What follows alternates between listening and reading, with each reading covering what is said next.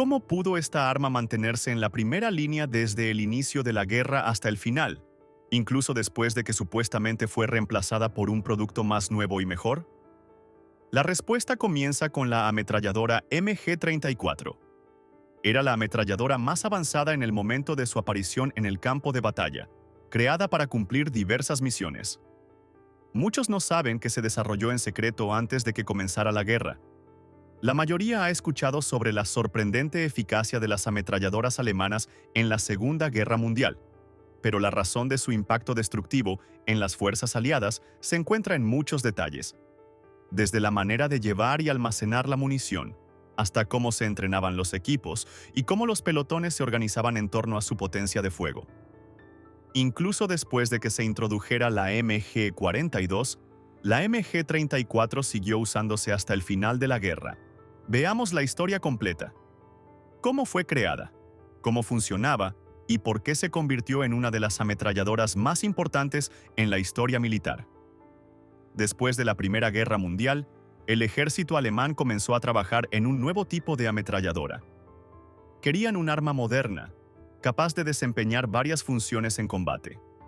Oficialmente, les estaba prohibido desarrollar nuevas armas. El Tratado de Versalles prohibía a Alemania el diseño y la fabricación de artillería y ametralladoras. Pero tras bambalinas, eso era exactamente lo que hacían. Los ingenieros alemanes pensaban hacia el futuro y comenzaron a diseñar una ametralladora que pudiera sustituir a las pesadas armas refrigeradas por agua de la guerra anterior. Esas armas viejas eran difíciles de transportar, lentas para montar y de uso limitado. Querían una sola arma adecuada para casi todo, útil en ataque y defensa, suficientemente ligera para la infantería, pero lo bastante potente para montar en tanques, blindados e incluso aviones. También debía ser eficaz como arma antiaérea.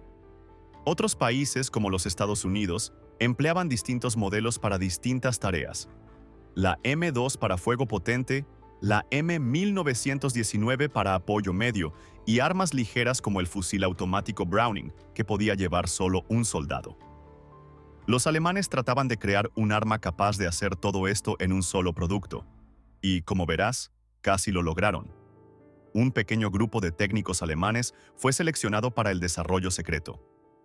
Para el año 1934, el proyecto estaba terminado, y 2 años después comenzó la producción a gran escala. Antes de la guerra, ningún otro país conocía su existencia. Al comienzo de los combates en Europa, ya se habían fabricado unas 50.000 ametralladoras MG-34, lo que dio a Alemania una gran ventaja en los primeros días del conflicto. Esta arma fue la base de la nueva estrategia de combate, coordinado y rápido con tanques, aviones e infantería móvil, el llamado Blitzkrieg. La MG-34 se probó por primera vez en España durante la Guerra Civil. Se enviaron los primeros ejemplares para apoyar a los nacionalistas, aliados de Alemania. No pasó mucho tiempo para que su superioridad fuera evidente. Comparada con las viejas ametralladoras refrigeradas por agua usadas por la mayoría de los ejércitos, la MG-34 era más ligera, rápida y flexible. Desde el principio quedaba claro que no era una arma común. La MG-34 se usó en todas las ramas del ejército alemán, en tanques, blindados y aviones, pero sobre todo en infantería. Para el año 1941, se convirtió en la ametralladora estándar de la Wehrmacht. Durante toda la guerra se produjeron alrededor de 600.000 unidades, lo que la convierte en la segunda ametralladora alemana más fabricada, solo detrás de la MG-42. La táctica de la infantería alemana giraba alrededor de las ametralladoras. La mayoría de los soldados portaban fusiles Kar-98, que disparaban el mismo cartucho Mauser de 8 milímetros, pero la verdadera potencia de fuego venía de los equipos de ametralladora. Un pelotón típico constaba de 10 hombres. La MG-34 la manejaba un tirador principal, asistido por un ayudante para recargar, cambiar el cañón y transportar equipo adicional. Ambos portaban pistolas. El jefe de pelotón solía llevar una pistola ametralladora MP-40 y dirigía el movimiento y el fuego de la unidad. El resto del pelotón eran tiradores y porteadores de munición, dedicados a mantener el fuego de la ametralladora y proteger la posición. además de retirarse bajo la cobertura de ese fuego. Para transportar suficiente munición, el pelotón solía tener a un caballo o un burro con una carreta. Cada integrante tenía su función, y todo giraba en torno a mantener el fuego continuo, la verdadera fuerza de ataque del pelotón. Los soldados alemanes estaban entrenados para disparar ráfagas cortas, normalmente de 7 a 10 cartuchos por vez. En combate, especialmente al repeler ataques de infantería, las ráfagas se alargaban y podían dañar el arma. Por cada 250 disparos, era necesario cambiar el cañón para evitar el sobrecalentamiento.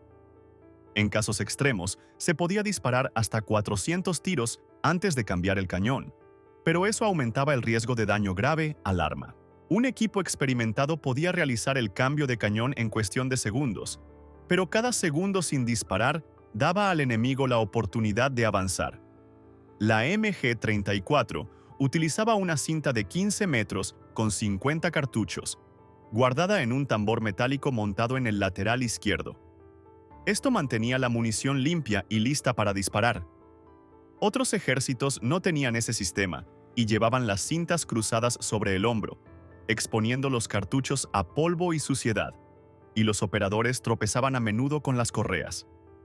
Incluso las cajas de munición estaban diseñadas con asas de cuero para que un soldado pudiera llevar 2 en cada mano, o sea 4 cajas y 1.200 cartuchos por viaje. Las asas podían plegarse para ahorrar espacio en búnkeres, tanques y vehículos.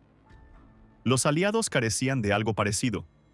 Las cajas eran herméticas para impedir la entrada de agua y contaban con anclajes para montar en trípodes. Estos pequeños detalles daban ventaja a los alemanes en combates prolongados. Por sí sola, la MG-34 era poderosa, pero lo que realmente la destacaba era el afuste Lafette. No era solo un soporte, sino un trípode sofisticado para ametralladoras pesadas. La mayoría de trípodes aliados eran simples y requerían fijarlos al suelo con sacos de arena. El modelo Lafette tenía amortiguador de retroceso incorporado, que disminuía la vibración al disparar y hacía el arma mucho más precisa, sobre todo a distancia. Otra característica era el disparador remoto. El tirador no tocaba el arma directamente, sino que la accionaba desde una palanca en el afuste. Esto permitía al operador quedarse bajo cobertura y exponerse mucho menos al fuego enemigo, incluso disparar desde un refugio con una cuerda atada al disparador. El sistema permitía fijar la dirección y el ángulo de elevación del arma. Al fijarlo, el trípode podía disparar automáticamente sobre el sector seleccionado, golpeando cualquier objetivo en movimiento, incluso sin presencia constante del tirador. Ideal para emboscadas, cubrir retiradas o bloquear pasos estrechos sin supervisión directa. El afuste incluía una mira óptica con alcance eficaz de hasta 2.000 metros. Para defensa antiaérea, tenía una mira tipo telaraña, diseñada para seguir aviones volando bajo. El conjunto Lafette pesaba cerca de 40 libras. Era más complejo que los modelos aliados, pero muy eficiente y podía usarse también con la MG-42. La MG-34 fue la ametralladora principal instalada en tanques y blindados alemanes durante toda la guerra. La razón principal era su sistema de cambio de cañón. La MG-42 tenía un método más rápido, adecuado para infantería, pero para usarlo había que abrir el lateral y girar el cañón a un costado, requiriendo más espacio. En un tanque ese espacio no existe. En la MG-34, el cañón se extraía recto hacia atrás, mucho más práctico en la torre. Otra característica importante era el disparador de doble etapa. Al presionar la parte superior, se hacía un disparo único. La inferior, disparo automático. Las primeras versiones incluso permitían elegir entre 600 y 900 disparos por minuto, pero esta función se eliminó después por dificultad de uso en combate. Si la MG-34 funcionaba tan bien, ¿por qué fue sustituida por la MG-42 en la mayoría de las unidades de infantería? La respuesta está en la producción y la confiabilidad. La MG-34 no fue pensada para producción en masa. Requería materiales de alta calidad y procesamiento muy preciso, lo que tomaba tiempo y técnicos experimentados. Para fabricar una ametralladora, eran necesarios unos 150 horas de trabajo. La MG-42, en comparación, se producía casi el doble de rápido. Usaba piezas estampadas en vez de mecanizadas, lo que aceleraba y abarataba la fabricación. También había problemas en el uso de campo.